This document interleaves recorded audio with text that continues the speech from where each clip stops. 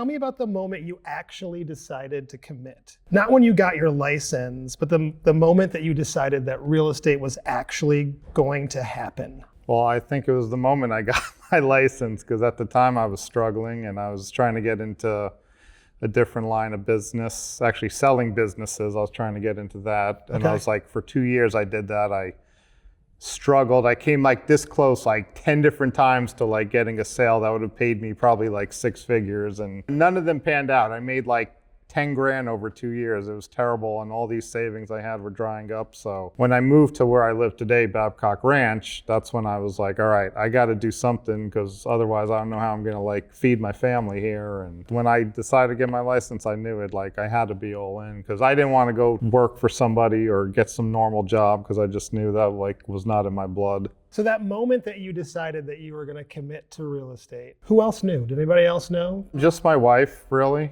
Yeah, and you know, she was like the only one who ever believed in me too. She's been with me there through all the tough times and now the good times, so. That's awesome. You were struggling in the first couple of months. So tell me about that first 6 to 12 months of real estate. Yeah. It's 2020. So we all know what happened in 2020. Well, that was part of it. Yeah. COVID definitely didn't. Worst time to probably start a real estate career was like right when COVID started. Yeah. So I didn't actually really even do anything for those first 4 months, because you know the state was shut down. Nothing was transacting. People weren't coming out. So you know, around like June, July, I really started like trying. And then I think my first deal I ever got was like from a Facebook ad. I just haphazardly ran, and it worked. And I think I got my first sale in August that year. And then I got a referral. The guy's mother, that was my second sale. But yeah, I wasn't like happy with how things were going. And so I was just always like exploring what else could I be doing, should be doing, what can I do that doesn't cost me money out of pocket? Yeah.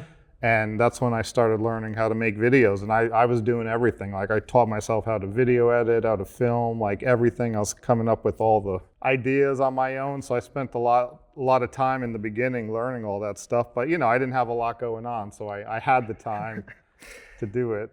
Now, had you been doing social media before then, like personally, casually? No, like never really. I mean, yeah, I had Facebook, and I would post, you know, going to the hockey game, New York Rangers hockey game or something like that when I still lived in New York, but nothing, yeah, never for business. Because I still, even to this day on my team, I've got a whole lot of agents. Probably 80% of my team does social media. Okay. But I still got like those few agents who are still so hesitant to do it. I think a lot of their concerns are just, you know, they stem from fears that just really shouldn't matter at the end of the day. Because I think, you know, what I tell all the agents is like consistency is like paramount.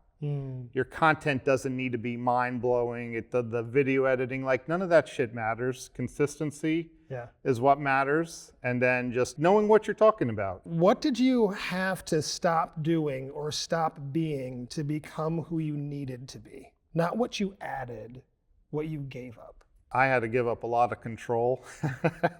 I had big control issues, but I think it's because I just, in my mind, you know, you want things to work a certain way in the business and as like a team leader, but I think I realized like the more I give up and the more I focus on the things I'm good at and find people to do the things that I'm not good at. Yeah. Was there a day when you were tired or something was falling apart in your life and you still did the work anyway? I think that day was when I was like, I got to build a team, because my third full year of real estate, that was 2022. I sold 72 houses by myself, and I did everything. I kind of knew like this was not going to be sustainable and I was going to drive myself into a wall. When you started doing this seriously, what were you most afraid of? Not generic fear of failure, the specific thing that would wake you up at 3 a.m.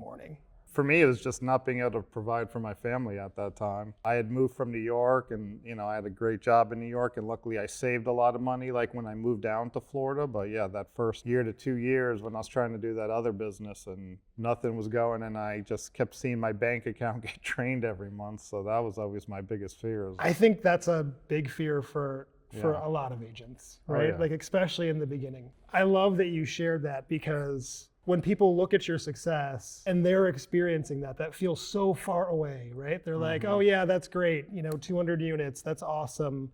Over $2 million in GCI.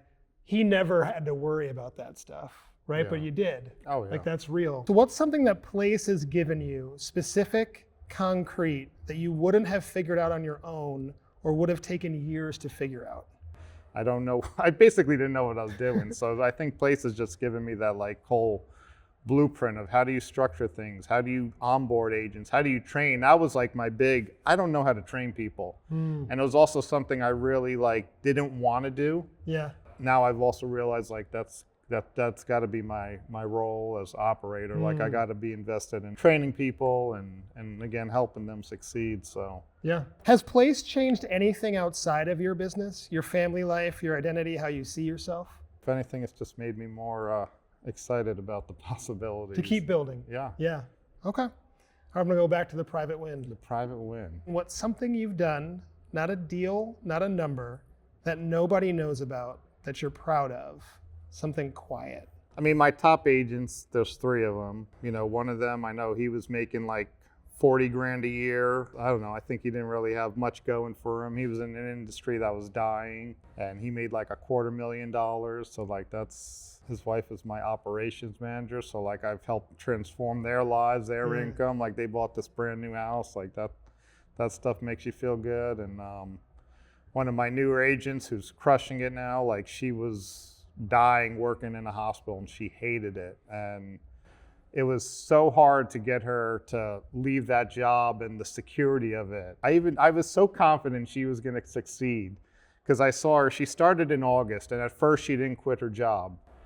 And she was going month after month and I saw what she was doing and I'm like, you're gonna succeed. And I'm like, I'm telling you, you just gotta quit your job and like go all in. At the hospital she was making, I think like $6,000 a month, nothing crazy. I told her, I was like, I'll give you $20,000 for you to quit right now because I know you'll pay me back in like the next 6 months. Wound up quitting, she never took the money, but I think that helped her. And then now like her husband of course is happier than ever because she is freaking just crushing it. That's awesome. You really light up when you talk about your agents, which is really, really cool. It was really great to meet you, man. I'm so glad you came. Thank you. I really appreciate it. You're welcome. Yeah.